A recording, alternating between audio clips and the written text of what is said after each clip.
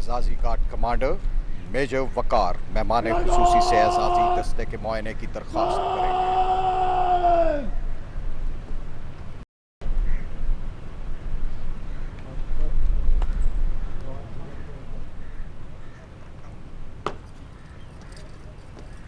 मार्का हक की कामयाबी फील्ड मार्शल सैयद आसिम मुनीर की कायदाना सलाहियतों की मरहून मिन्नत है।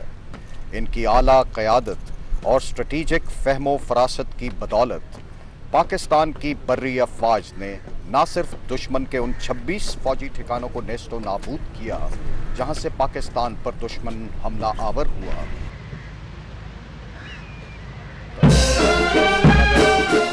वार किया कि दुश्मन की जंगबंदी की ख्वाहिश लिए अक़वामे आलम के पास पहुंच गया।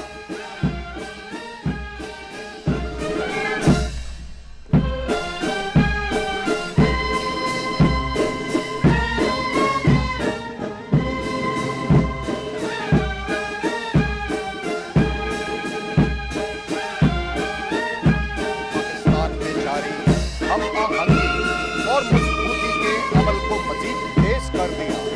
बिला जवाब इश्तिहाल अंगेजियों के बावजूद पाकिस्तान ने हमेशा बर्दाश्त